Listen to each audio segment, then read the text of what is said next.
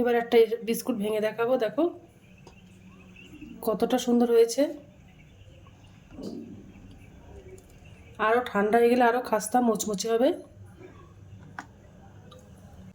Hello বন্ধুরা, তো আমি আজকে আবার অন্যদিনের মতো নতুন একটা রেসিপি নিয়ে এসেছি।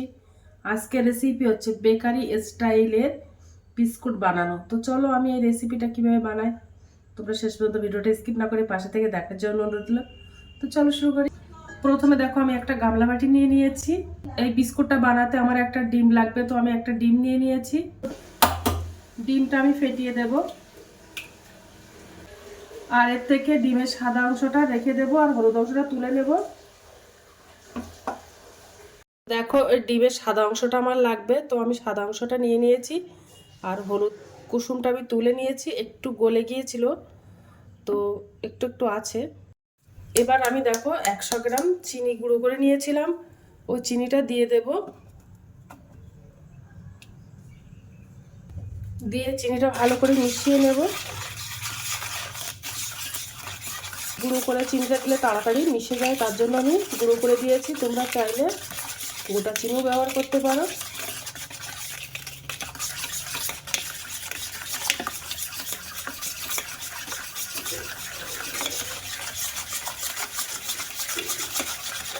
তো দেখো ভালো করে মিশিয়ে নিয়েছি, চিনি আর ডিমটা ভালো করে মিশিয়ে নিয়েছি।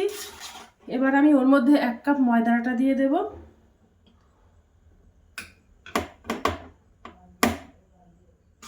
দিয়ে ভালো করে মিশিয়ে নেব। ওর মধ্যে একটু লবণ দিয়ে দেব, খুব সামান্য পরিমাণে লবণ দিয়ে দিয়েছি। ওর মধ্যে আমি 1 চামচ বাটার দিয়ে দেব। তোমরা চাইলে সাদা তেল দিয়েও বানাতে পারো, বাটারটা দিলে খেতে ভালো লাগে, তার জন্য আমি বাটারটা দিয়ে দিলাম।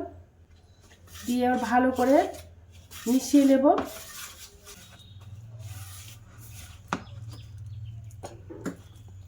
তো বাটারটা ভালো করে মেখে নেব। ওর মধ্যে আমি 1/2 চামচ বেকিং পাউডার দিয়ে দেব। দিয়ে ভালো করে মিশিয়ে নেব। আর এর মধ্যে আমার আরেকটু ময়দা লাগবে, তো আরেকটু ময়দা দিয়ে দেব। তো অল্প করেই দেবো, একসঙ্গে অনেকটা দেবো না ময়দা। আর এক্সট্রা আমি এর মধ্যে কোনো জল ব্যবহার করব না।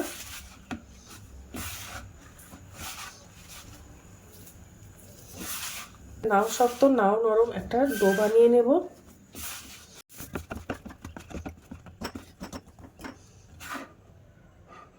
দশ মিনিটের জন্য এই ডোটা রেস্টে রেখে দেব। 10 মিনিট পরে আবার চলে আসবো। 10 মিনিট রেস্টে রেখেছিলাম। এবার আমি বিস্কুটগুলো সব বানিয়ে নেব। তো এবার আমি এর থেকে একটু ডো নিয়ে নেব, খুব বেশি নেব না, অল্প করেই নেব। নিয়ে হাতের মধ্যে গোলাকার করে নেব। নিয়ে এবার চেপে দেবো হাত দিয়ে। তো আমি একটু গোলাকার বানিয়ে নিচ্ছি, তোমরা চাইলে যে কোনো শেপে বানাতে পারো।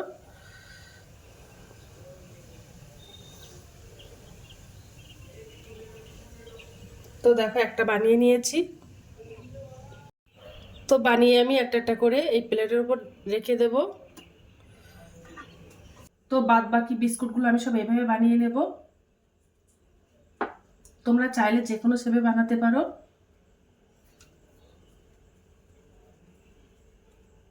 নিয়ে এবার হাতের তালুতে চাপ দিয়ে দেব, দিয়ে গোলাকার বানিয়ে নেব।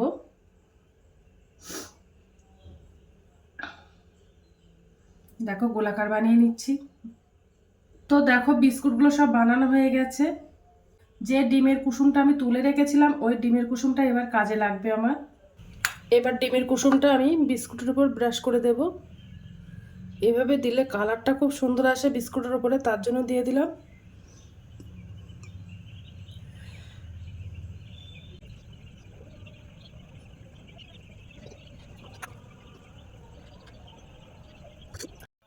ডিমের কুসুম ব্রাশ করা হয়ে গেছে। এবার আমি একটা কাঁটা চামচ নিয়ে নিয়েছি। এই কাঁটা চামচ দিয়ে আমি একটা ডিজাইন বানিয়ে দেব। দাগ দাগ মতো করে দিচ্ছি, খুব বেশি দেব না, অল্প করে টেনে দেব।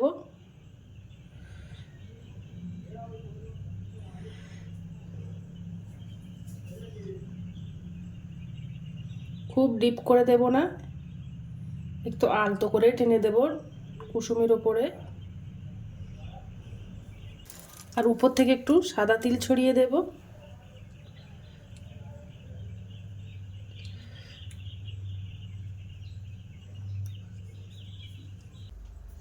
এবার আমি বিস্কুটটা হিটে বসাবো। তো দেখো আমি একটা হাঁড়ি নিয়ে নিয়েছি, হাঁড়ির মধ্যে কাগজ দিয়ে দিয়েছি,